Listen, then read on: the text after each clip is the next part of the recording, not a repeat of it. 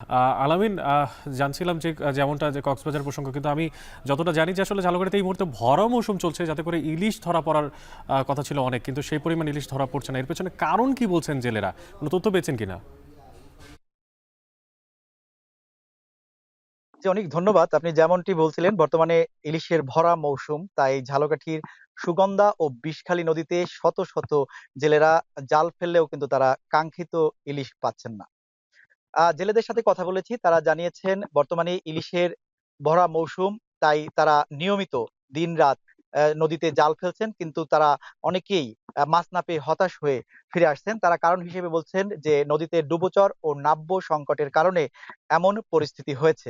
তারা বলছেন গত কয়েক বছর আগেও এমন সময় এই নদীতে ঝাঁকে ঝাঁকে ইলিশ ধরা পড়তো। কিন্তু সেই পরিস্থিতি কিন্তু এখন আর নেই। এখন এই স্থানীয় যে সুগন্ধা ও বিষখালী নদী, এখানে চলছে ইলিশের আকাল। তবে এই নদীতে ইলিশ পড়ার কারণে, না পাওয়ার কারণে কিন্তু এর প্রভাব পড়ছে বাজারেও। বর্তমানে স্থানীয় বাজারে প্রতি কেজি ছোট সাইজের ইলিশ বিক্রি হচ্ছে ৳৭০০ থেকে ৳৮০০ কেজি দরে। আর একটু বড় অর্থাৎ ১ কেজি সাইজের ইলিশ বিক্রি হচ্ছে ৳১৮০০ থেকে ৳২,০০০ কেজি দরে। মাছ বিক্রেতারা বলছেন যে নদীতে ইলিশ ধরা না পড়ায় বাজারে সরবরাহ কমে গেছে। তাই তারা বেশি দামে ইলিশ বিক্রি করছেন।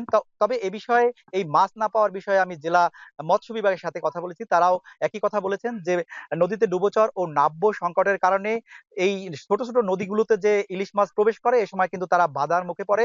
এর সাথে যুক্ত হয়েছে নদী দূষণ এবং জলবায়ু পরিবর্তনের অভিঘাতে উষ্ণায়ন ও কম বৃষ্টিপাত। তো এই কারণেই আসলে এই নদীতে আ যা কাঙ্ক্ষিত ইলিশ মিলছে না। এই ডুবোচরগুলি যদি খনন করা হয় এবং এই যে নাব্যতা সংকট যদি কমে যায়, তাহলে ইলিশ ধরা পড়বে, এমনটিই বলছেন। অনেক সরকারি হিসাব মতে ঝালকাঠিতে ৭,৭১৮ জন নিবন্ধিত জেলে রয়েছে। এর বাইরেও প্রায় ১০,০০০ জেলে রয়েছেন। তারা কিন্তু এই ইলিশ না পাওয়ার কারণে তাদের যে পেশা, সেই পেশা নিয়ে তারা কিন্তু শঙ্কায় আছেন।